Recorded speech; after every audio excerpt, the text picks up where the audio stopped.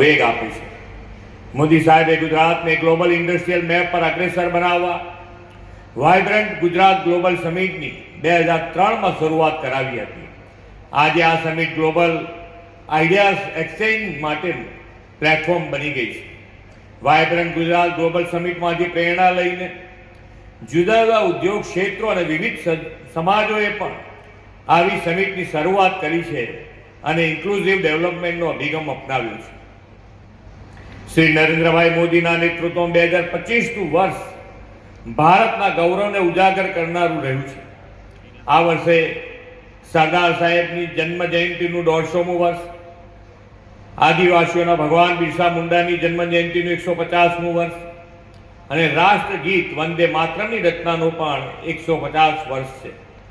તેમાં આ વર્ષે વરદરામ સંકુલના 25 વર્ષની ઉજવણીનો સુભગ સંયોગ થયો છે. વલ્લભ યુથ ઓર્ગેનાઇઝેશન પ્રયાસો કરી રહ્યા છે. આ વર્ષે થેલેસેમિયા મેગા ટેસ્ટ ડ્રાઈવ અને દેશભરમાં 1 કરોડ નિઃશુલ્ક થેલેસેમિયા ટેસ્ટ કરવાનો VYOનો એ સંકલ્પ કર્યો છે. બાળકોમાં જોવા મળતા ટાઈપ 1 ડાયાબિટીસના નિયંત્રણ માટેનું રાજ્યવ્યાપી અભિયાન આપણે 2 દિવસ પહેલા શરૂ કર્યું છે. આ અભિયાનમાં પણ VYO આપ સૌ જોડાઈને માનવ સેવા એક પ્રભુ સેવાના મંત્રને ચરિતાર્થ કરશો. ગુજરાતના દરેક બાળકને ટાઈપ 1 ડાયાબિટીસથી સુરક્ષિત કરશો એવો મને વિશ્વાસ આગળ વધારી રહ્યા છે. વડાપ્રધાન શ્રી નરેન્દ્રભાઈ મોદીએ વિકસિત ભારતના નિર્માણ માટે જે 4 મુખ્ય આધારસ્તંભ આપ્યા છે તેમાંનો એક મહત્વનો આધારસ્તંભ યુવા શક્તિ છે. યુવાનો એકતા અને આધ્યાત્મિકતા સાથે રાષ્ટ્રહિત પ્રથમના ભાવથી કાર્યરત રહે તેનું પ્રોત્સાહન આપતો આ ગ્લોબલ હિન્દુ વૈષ્ણવ પ્રેરણા મહોત્સવ છે.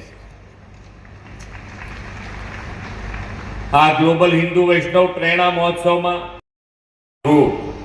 ગુરુ ગોવિંદસિંહજીના સાહેબજાદા બાબા જોરાવરસિંહ અને બાબા ફતેહસિંહના અમર બલિદાનનો દિવસ છે.